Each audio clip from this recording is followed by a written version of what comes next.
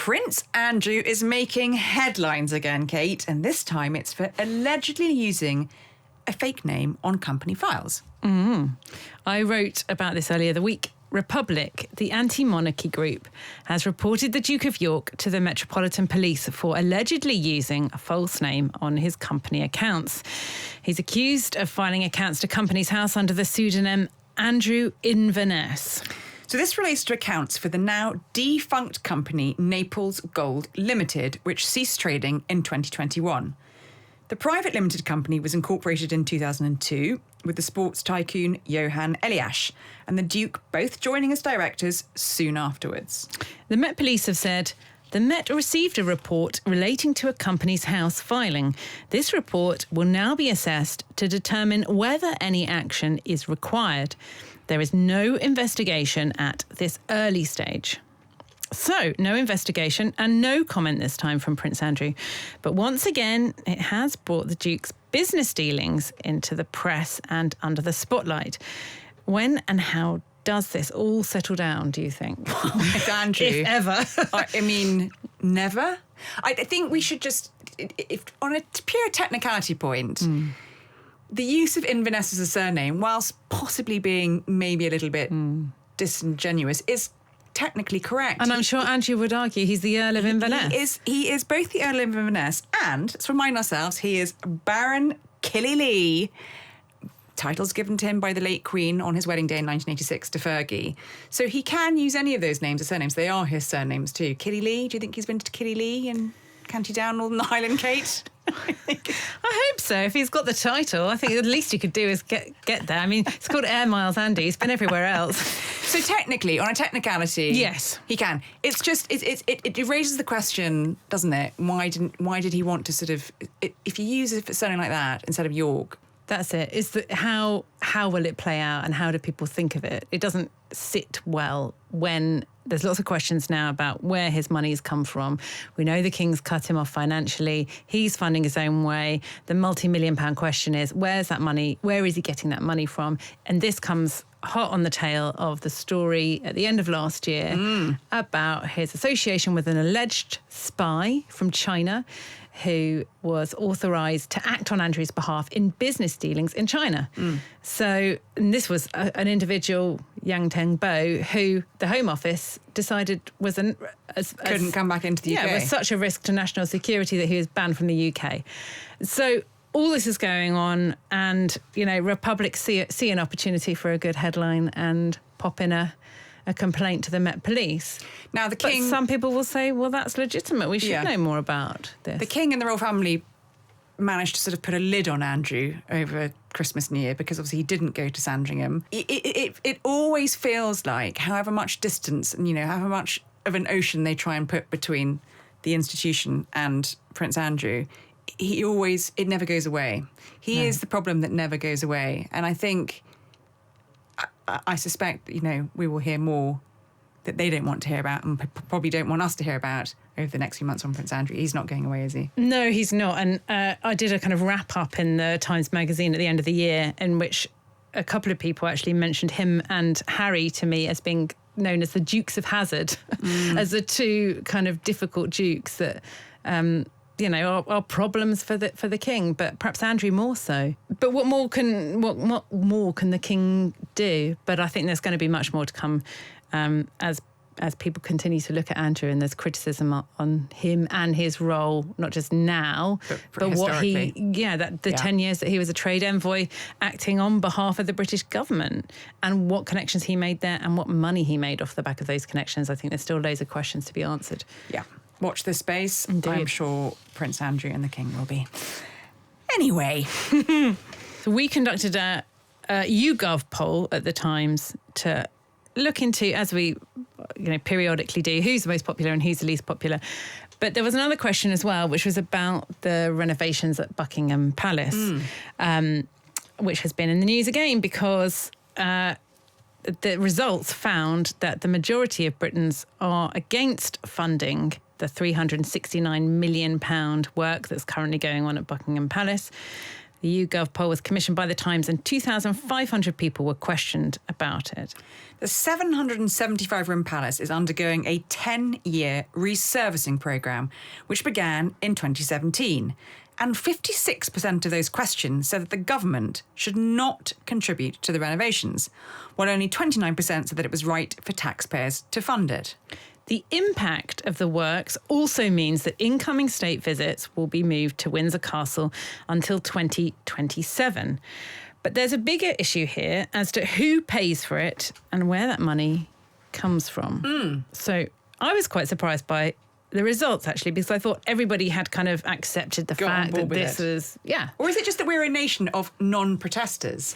Because I agree, I was quite surprised by the findings, in which case, if the majority of Britons don't agree with it, why haven't we had more sort of like petitions, public protests about it? I mean, you expect you expect objections from the likes of Republic. Of course you do. That's what they're in, the business for. But I was intrigued that, and it is an enormous amount of money. £369 million funded by the taxpayer. It's a huge amount of money. It's a national monument. It doesn't belong to the king. It's held in trust by the monarch for the nation. So we know that the use of Buckingham Palace is changing. We know almost certainly Charles and Camilla won't live there as their home. And Charles is very mindful of that. We discussed this before because he's going to now personally fund the private quarters of Buckingham Palace, which I wrote about. But it's interesting. I did find the findings really interesting. Why don't we have more sort of public protest over this? Well, the palace will say on in support of spending taxpayers' money on it, that it's, an iconic building, that if you look at what they're spending on the Palace of Westminster, that's loads more. And this is actually quite cheap. And it was, a fire risk. And there's lots of rewiring that hasn't, brings in tourism. But I think we haven't had the debate that we had in 1992 when Windsor Castle set on fire and was pretty much destroyed, and the royal family did kind of think that they were going to get public funds to rebuild it, and it was discussed in Parliament, and people said no, we're not going to stand for this. And that's when the Queen said, I'll fund some of it myself. I will fund some of it by opening up Buckingham Palace and charging for tickets, and also in acknowledgement of some of the public money that's going to be spent on refurbishing or renovating, rebuilding Windsor Castle, I will start to pay tax. So there was a big moment in 1992 about that. And that was coming off the back of a time when people were feeling the pinch financially. And it's interesting now that this has also, I think because it's been going on for years and years and years, it wasn't one big momentous event like, a devastating fire and how will we rebuild it. It's been a kind of an ongoing conversation. So it's sort of morphed and developed. And the palace will say, well, this money is coming from, a temporary uplift in what we get from the Crown Estate profits from the Treasury.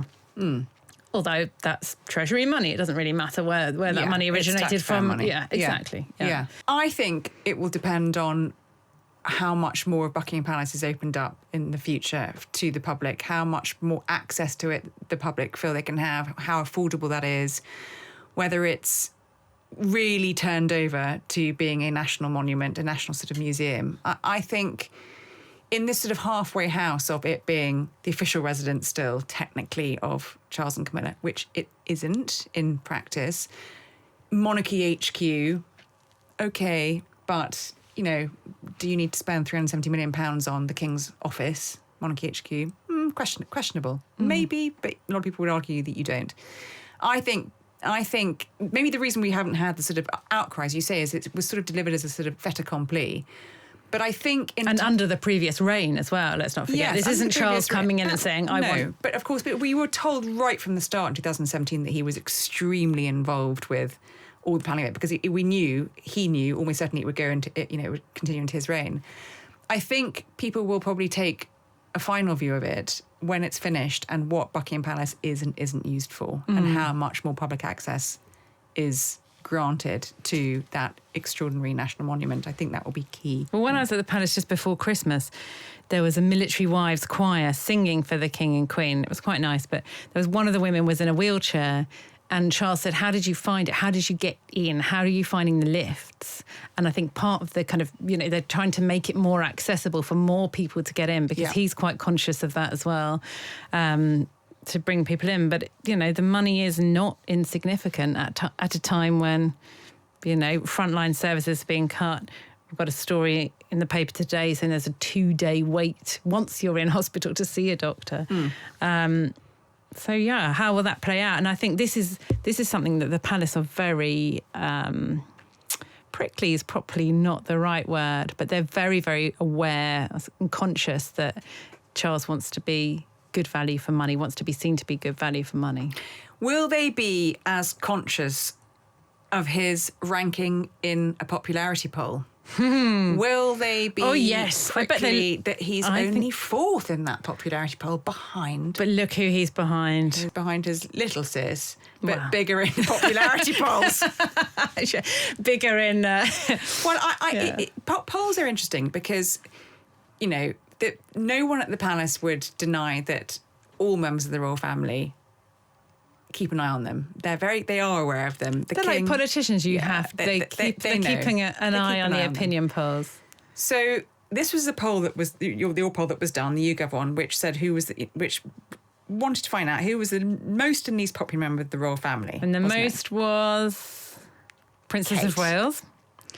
Closely followed by... And the least was... Prince Andrew. Prince Andrew. But then with Harry and Meghan only just above him, languishing towards the bottom of the poll. Yes. I wonder if people would realise that Andrew would be the least popular. He was 85% of people questioned had an unfavourable view of Andrew. So every YouGov poll, I think, in the last few years has had him right at the bottom. Yeah, he's consistently ranking least popular. No. And that doesn't mean to say that 15% found him favourable, because only 7% said that had a favourable view of him, and the remainers didn't know.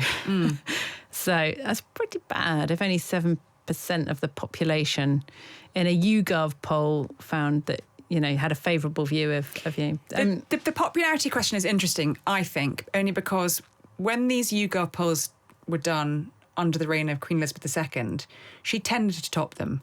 It's interesting, she tended to top them, and Prince Harry tended to be quite close behind her. Yeah, he was very popular. So very popular. And back in the day, perhaps not so much now, but back in the day, certainly Charles was conscious, a little bit jealous of the popularity of William and Kate, getting much more media coverage, much more positive media coverage, much more widespread media coverage. He was also jealous of Andrew's popularity back in the day when he was a 22-year-old, good-looking, Cast your mind back. Falklands conflict veteran. Yeah. How times change. How times change. So there you go. You can be riding high and then... But I think, King and Queen, that's respectable. Yeah. Sitting there. Princess Anne, though. Brilliant. Came out in that survey by our loyal Times man who does that for us every year, doesn't he? She's the hardest working royal. She's always up there, isn't she? She's nails. Yes, we've got a reader who tots up all the elements of the court circular every year and says who's done the most jobs, basically. He's 92 now, that chap. Amazing. Tim Donovan, big shout out. Big shout out to Tim Donovan. He's brilliant. And again... Surprise, Princess Anne topped the pot. And let's remember, she was back at work within the fortnight of being in hospital. She's the workhorse of the royal family. She is.